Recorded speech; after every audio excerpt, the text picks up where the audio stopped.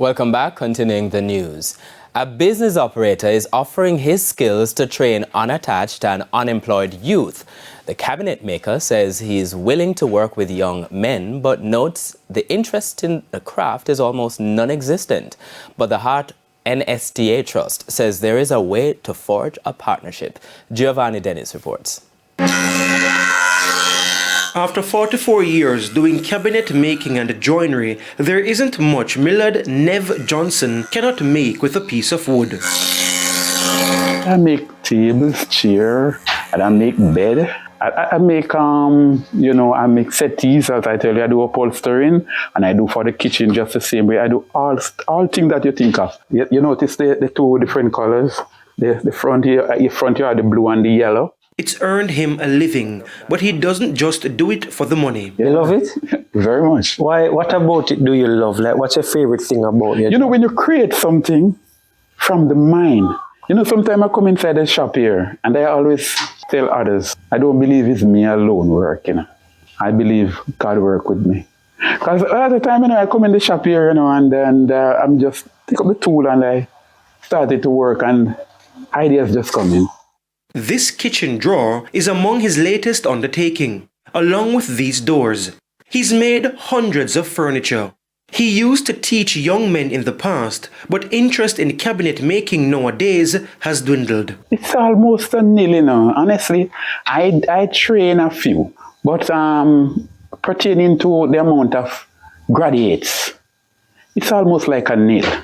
In the 80s and the 90s, he says, parents used to send young men to learn a trade when they did not have CXC subjects. But now, the parents sometimes have to push it, because sometimes I really think the children them would be interested.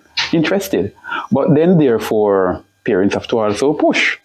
And you don't think a lot of that is happening now? I don't think so. I don't really think so. So you don't want to take on a few young men to teach them the trade as well? I would like that. I would like that because when I was putting up this building, I was planning to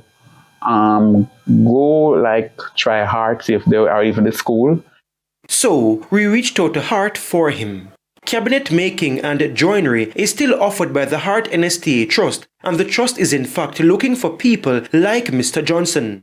Dr. Tanisha Ingleton is managing director. So how can we support Nev at this point in time in his career? We can do three things. We can enroll Nev in our prior learning assessment and recognition program.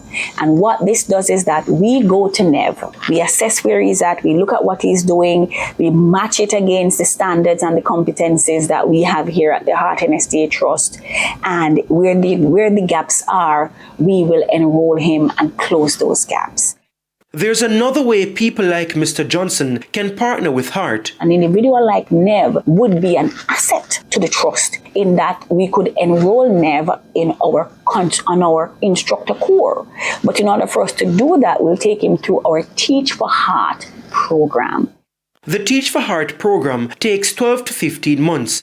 Dr. Ingleton says cabinet makers and other experts in carpentry and construction can benefit from being upskilled at Heart. Mr. Johnson can simply visit the Heart office in Mapen, Clarendon. She concedes interest in cabinet making as traditionally practiced is declining, but notes there is huge potential with the current construction boom. If we look at the number of commercial complexes being built as well, we are seeing the need for furniture and cabinet making. This is a ready field for our young people. We don't want to have to be importing those from different countries.